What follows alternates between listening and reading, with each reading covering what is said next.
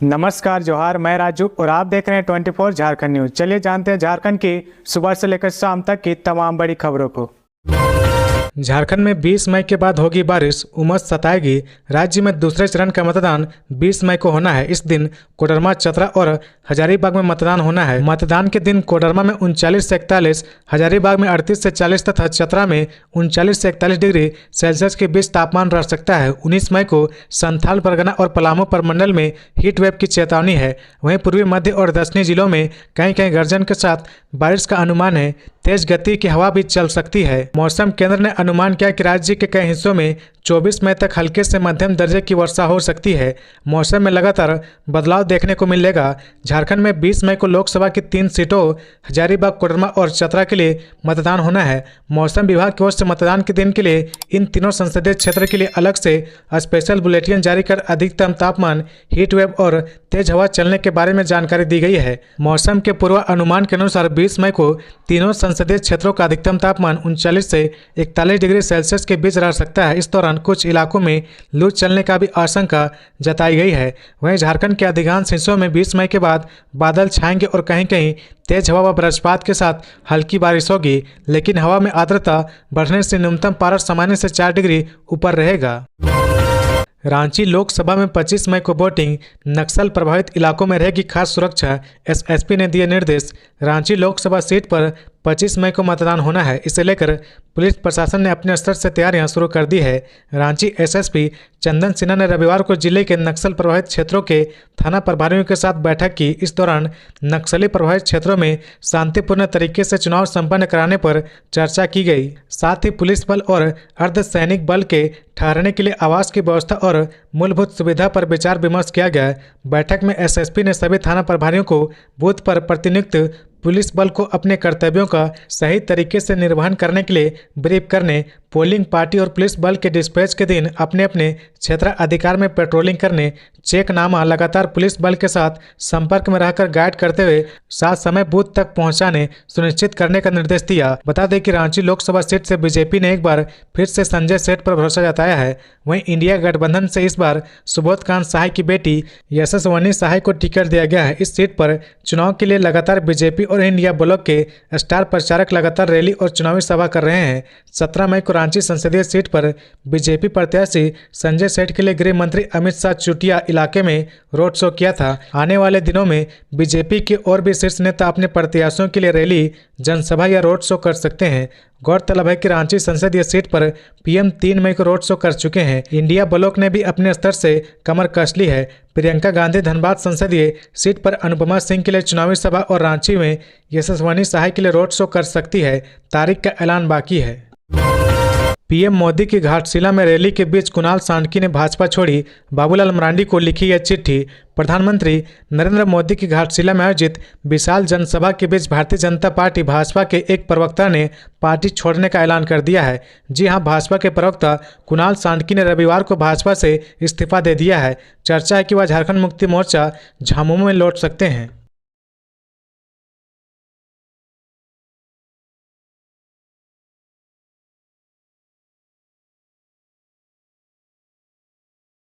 पांचवें चरण में झारखंड की 3 सीटों पर मतदान, प्रशासन है तैयार, वोटरों के लिए विशेष व्यवस्था। झारखंड की 3 लोकसभा सीटों पर 20 मई को मतदान होना है। यह सीट है हजारीबाग, कोडरमा और चतरा। वोटिंग को लेकर पूरी तैयारी कर ली गई है। वोटिंग सुबह 7 बजे से शाम 5 बजे तक होगी। मतदाताओं को कोई परेशानी ना हो, इसका पूरा ख्याल रखा गया है। हजारीबाग में वोटिंग को लेकर सारी तैयारी हो गई है। हजारीबाग जिला निर्वाचन पदाधिकारी सह उपायुक्त नैन्सी सहाय ने कहा कि आचार संहिता उल्लंघन मामले में 3 मामले दर्ज किए गए हैं। बरही में 2 और सदर प्रखंड में 1। सुबह 7 बजे से संध्या 5 बजे तक मतदान चलेगा। जो भी मतदाता लाइन में खड़े रहेंगे 5 बजे के बाद भी मतदान करने का मौका मिलेगा। रविवार को ईवीएम और निर्वाचन सामान का वितरण विनोबा भावे विश्वविद्यालय और संत कोलमर महाविद्यालय से किया जाएगा। 19 मई को ही मतदान कर्मी अपने पोलिंग बूथ पर पहुंच जाएंगे। 20 मई को हजारीबाग मतदान करेगा। सुरक्षा के दृष्टिकोण से व्यापक इंतजाम किया गया है। वहीं प्रत्येक मतदान केंद्र से वेबकास्टिंग की जाएगी, जिसकी निगरानी जिला मुख्यालय नियंत्रण कंट्रोल रूम से की जाएगी। वैसे ऐसे मतदान केंद्र जहां 1200 से अधिक मतदाता हैं वहां एक अन्य मतदान कर्मी की प्रतिनियुक्ति की गई है। हजारीबाग पुलिस अधीक्षक अरविंद कुमार सिंह ने भी आम लोगों को आश्वस्त किया कि सुरक्षा को लेकर व्यापक इंतजाम किया गया है। सीएपीए के अलावा होमगार्ड जिला बल के जवान भी प्रत्येक मतदान केंद्र पर तैनात रहेंगे। कोडरमा लोकसभा और गांडे विधानसभा सीट के लिए मतदान की पूरी तैयारी हो चुकी है। रविवार को मतदान केंद्र के लिए कर्मियों को रवाना किया जाएगा। इस बार प्रशासन की कोशिश है कि मतदान का प्रतिशत बढ़े। कोडरमा लोकसभा और गांडे विधानसभा सीट पर 20 मई को मतदान होना है। मतदान कर्मियों को सुरक्षित केंद्र पर लाने ले जाने की पुख्ता व्यवस्था भी की गई है। वहीं मतदाताओं को भी वोटिंग के लिए केंद्र तक आने के लिए प्रेरित किया जा रहा। सुप्रिया श्रीनेत ने कहा, सरकार बनते ही आदिवासियों को देंगे सरना धर्म कोड, राहुल गांधी की गारंटी दोहरा रही हूँ। रविवार को कांग्रेस नेत्री सुप्रिया श्रीनेत रांची आई हुई है। उन्होंने प्रेस कॉन्फ्रेंस कर मोदी सरकार पर हमला बोला। सुप्रिया ने कहा कि मोदी जी मुद्दे की बात नहीं करते। पहले चरण में मोदी जी गजनी बन गए। कहा कि मैं हिंदू मुस्लिम करूं तो मैं सार्वजनिक जीवन में नहीं रहूंगा। उन्होंने अपना वजूद खत्म कर लिया। वे बेरोजगारी महंगाई पर बात नहीं करते, गरीबी पर बात नहीं करते। पीएम कहते हैं कि क्या सब लोग गरीब हो जाएं? हमने तय किया कि समाधान की बात करेंगे। राहुल गांधी ने कन्याकुमारी से कश्मीर की पदयात्रा की। किसान, श्रमिक, विद्यार्थी, महिलाओं से मिले, उनकी उपेक्षाएं, उम्मीदों, समस्याओं को सुना। यह न्याय यात्रा उसी का फलसफा है। ग्रामीण विकास के पैसे से मालामाल हुए अफसर, कमीशन कांड में नए खुलासे। ग्रामीण विकास विभाग के ठेकों में कमीशन खोरी मामले की जांच कर रही ईडी हर रोज नए खुलासे कर रही है। ईडी के अब तक की जांच में पता चला कि कमीशन खोरी का पैसा वरीय अधिकारी और इंजीनियरों के पास पहुंचता था। ईडी ने शनिवार को कोर्ट में दी गई रिमांड पिटीशन में इन बातों को जिक्र किया है। यह भी कहा गया कि विभागीय इंजीनियरों और संजीव लाल से पूछताछ में कई बड़े नाम सामने आए हैं। बता दें कि अब तक 6 से अधिक इंजीनियरों से पूछताछ हो चुकी है। इधर मंत्री आलमगीर आलम और संजीव लाल को आमने सामने बिठाकर पूछताछ हुई। इसके अलावा विभाग के कुछ इंजीनियरों को भी बैठाकर कई सवाल किए गए। 2020 में आलमगीर आलम के मंत्री बनने के बाद से हर ठेके की जांच की जा रही। ईडी को साक्ष्य मिले हैं कि प्रत्येक ठेके में मंत्री का कमीशन 1.5% था। ऐसे में जांच की जा रही कि हर ठेके में बीडर कंपनी कौन थी, ठेका आवंटन की शर्तें क्या थी, पैसे की डील कैसे हुई। ईडी जांच कर रही है कौन कौन से लोग इससे लाभान्वित हुए। ईडी इन बिंदुओं की जांच कर रही है। ठेकेदारों का एक बड़ा सिंडिकेट भी एजेंसी के रडार पर है। इधर संजीव लाल और उसके नौकर जहांगीर आलम की रिमांड अवधि 3 दिन के लिए बढ़ा दी गई है।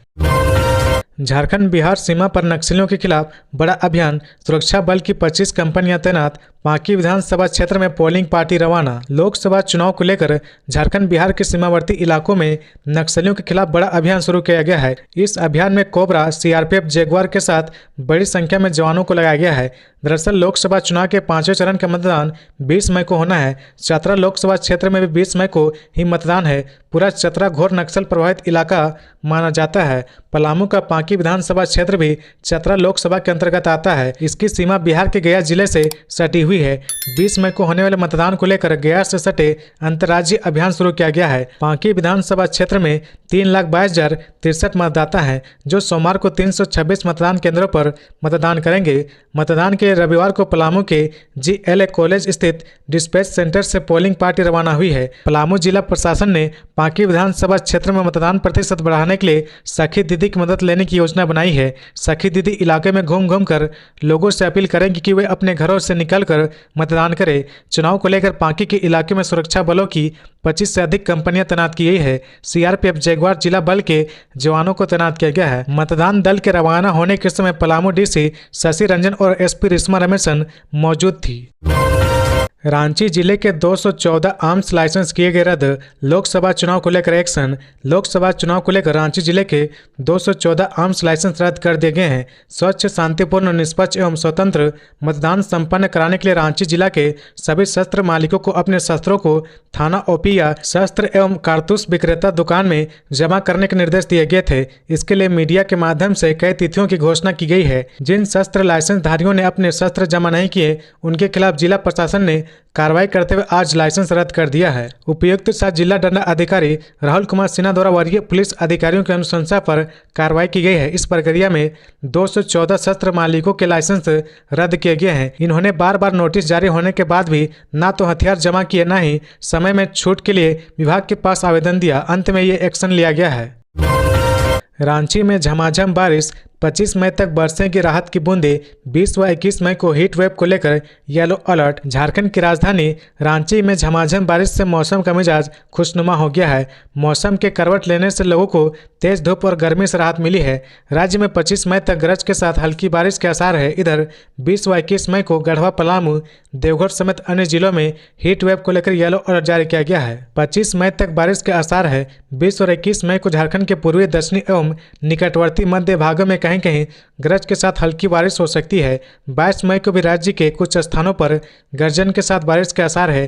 23 मई को राज्य के पूर्वी, दक्षिणी एवं निकटवर्ती मध्य भागों में गरज के साथ हल्की बारिश की संभावना है। मौसम विभाग की माने तो 25 मई तक राज्य में हल्के दर्जे की बारिश हो सकती है। बारिश और वज्रपात को लेकर जिन जिलों में अलर्ट जारी किया गया है उसमें गुमला, हजारीबाग, लातेहार, लोहरदगा, रामगढ़ व रांची जिले के कुछ भागों में गरज के साथ बारिश की संभावना है। इस दौरान वज्रपात की भी आशंका है। इसे लेकर मौसम विभाग ने येलो अलर्ट जारी किया गया है। यूपी से झारखंड पहुंचे कांग्रेस के 17 प्रचार वाहन। गांव-गांव तक 5 न्याय और 25 गारंटी की दी जाएगी जानकारी। लोकसभा चुनाव 2024 में भाजपा झारखंड में आक्रामक चुनाव प्रचार कर रही है। एक और पीएम नरेंद्र मोदी से लेकर भाजपा शासित राज्यों के मुख्यमंत्रियों का एक के बाद एक लगातार चुनावी सभाएं झारखंड में हो रही है। दूसरी ओर अलग अलग प्रदेशों के भाजपा कार्यकर्ता पंचायत और बूथ लेवल तक पहुंचकर भाजपा और पीएम मोदी के पक्ष में चुनावी माहौल बना रहे। भाजपा के एलईडी प्रचार वाहन पहले से ही अलग अलग लोकसभा क्षेत्र में घूम घूम कर प्रचार कर रहा है।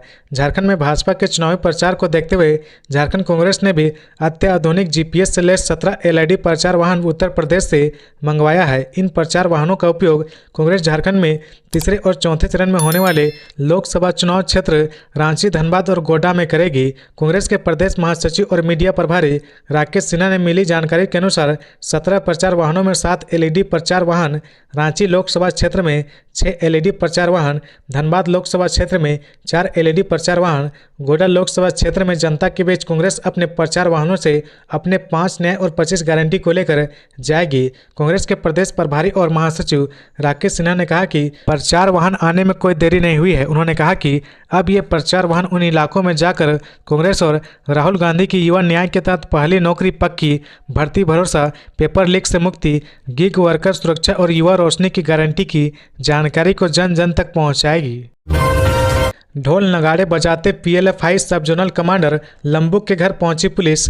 पोस्टर चस्पा कर की सरेंडर की अपील। खूंटी पुलिस ने नक्सली संगठन पीएलएफआई के खिलाफ विशेष अभियान शुरू किया है। पिछले कुछ दिनों में पीएलएफआई नक्सलियों की बड़ी सक्रियता के कारण पुलिस ने संगठन के खिलाफ मोर्चा खोल दिया है। इस अभियान में उन नक्सलियों की पहचान की गई है जो वांछित है और उनके इशारे पर क्षेत्र में अपराध बढ़े हैं, जिसमें बंदगांव थाना क्षेत्र निवासी सब जोनल कमांडर तीरा बोदरा उर्फ लंबू भी शामिल है। लंबू के खिलाफ मुरहू, अकड़ी, बंदगांव, रनिया और गुदरी थाने में दर्जनों नक्सली मामले दर्ज है और वह पुलिस की गिरफ्त से बाहर है। संगठन के खिलाफ चलाए जा रहे अभियान की शुरुआत सब जोनल कमांडर के घर पर इश्तेहार चस्पा कर की गई है। अड़की और बंदगांव पुलिस ढोल बजाते हुए कुख्यात नक्सली के गांव पहुंची और उसके घर पर इश्तेहार चस्पा दिया है। मौके पर पुलिस ने नक्सली के परिजनों से कहा कि वे उससे सरेंडर करने को कहे, क्योंकि सरकार की सरेंडर नीति के तहत उसे और उसके परिजनों को लाभ मिलेगा, नहीं तो इस बार उन्हें पुलिस कार्रवाई का सामना करना पड़ेगा।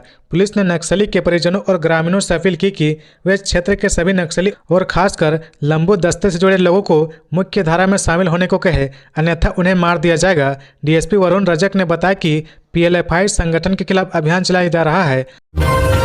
जांच के घेरे में आयुष्मान योजना से जुड़े झारखंड के 10 अस्पताल। हेल्थ डिपार्टमेंट ने मांगा जवाब। झारखंड में आयुष्मान भारत जन आरोग्य योजना से जुड़े अस्पतालों में गड़बड़ी का सिलसिला थमने का नाम नहीं ले रहा। एक बार फिर इस योजना से जुड़े 10 अस्पताल जांच के घेरे में है। इन अस्पतालों पर लाभुक मरीज से पैसे लेने, पूरी चिकित्सक सेवा नहीं देने, दवा खरीदने समेत कई अन्य गंभीर आरोप लगे हैं। स्वास्थ्य विभाग की ओर से इन अस्पतालों की सूची सिविल सर्जन को सौंपी गई है और उन्हें जाँच का निर्देश दिया गया है। सिविल सर्जन डॉक्टर सीबी प्रदापन ने बताया कि पिछले दिनों वीडियो कॉन्फ्रेंसिंग में यह मामला उठा था। इसमें आयुष्मान से जुड़े जिले के 10 अस्पतालों की सूची उपलब्ध कराई गई है। इन अस्पतालों में आयुष्मान के लाभुक मरीज से पैसे लेने और आयुष्मान के तहत भुगतान के लिए बिल जमा करने, गुणवत्तापूर्ण इलाज नहीं देने, आईसीयू के सेटअप के बिना आईसीयू बताकर इलाज करने जैसे गंभीर आरोप लगे हैं। विभाग के निर्देशानुसार इन मामलों की जाँच शुरू कर दी गई है।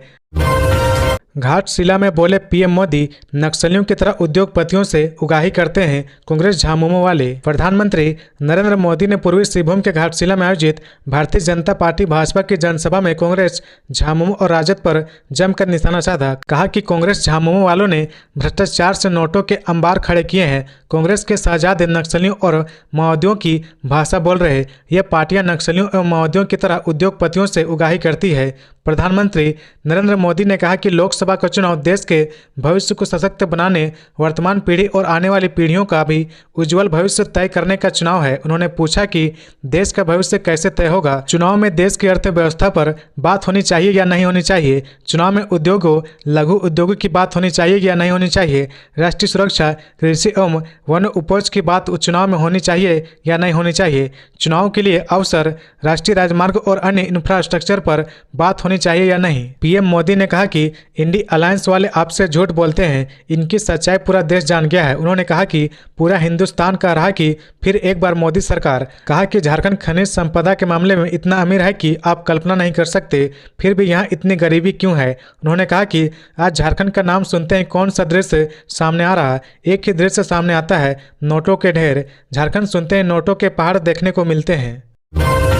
हाईकोर्ट ने प्रोन्नति मामले में राज्य सरकार के रेगुलेशन को किया खारिज। झारखंड हाईकोर्ट ने राजकीय विश्वविद्यालय के शिक्षकों की प्रोन्नति मामले में शनिवार को बड़ी राहत मिली है। हाईकोर्ट के जस्टिस राजेश शंकर की कोर्ट ने मामले की सुनवाई के दौरान शिक्षकों की प्रोन्नति से संबंधित यूजीसी के वर्ष 2010 के रेगुलेशन के तहत झारखंड सरकार द्वारा बनाए गए परिनियम के क्लास 3 के शर्त को कानून सम्मत नहीं बताते हुए खारिज कर दिया गया है। साथ ही कोर्ट ने आदेश दिया कि सभी विश्वविद्यालय के शिक्षकों को इस परिनियम के तहत देय वित्तीय लाभ नियत तिथि से देय होगा, जिस तिथि को वह उस लाभ के हकदार होते हैं।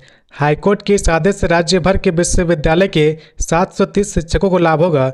वर्ष 2010 के यूजीसी रेगुलेशन के तहत राज्य सरकार ने 15 दिसंबर 2022 में परिनियम बनाया था, जिसके तहत राज्य के विश्वविद्यालय के शिक्षकों को 1 दिसंबर 2009 से अगस्त 2021 के बीच देय प्रोन्नति या अन्य वित्तीय लाभ से संबंधित क्लास 3 में एक शर्त रखी गई थी। क्लास 3 की शर्त में शिक्षकों को पूर्व बकाया का वित्तीय लाभ या प्रोन्नति से उत्पन्न हुए वित्तीय लाभ को 15 दिसंबर 2022 से देय बताया गया था, जिसे हाईकोर्ट ने खारिज कर दिया है। याचिकाकर्ता का कहना था कि विश्वविद्यालय के शिक्षकों की प्रोन्नति से संबंधित यूजीसी के वर्ष 2010 के रेगुलेशन के आलोक में सरकार द्वारा परिनियम बनाए जाने से हुए विलंब का खामियाजा विश्वविद्यालय के शिक्षक क्यों भुगतेंगे।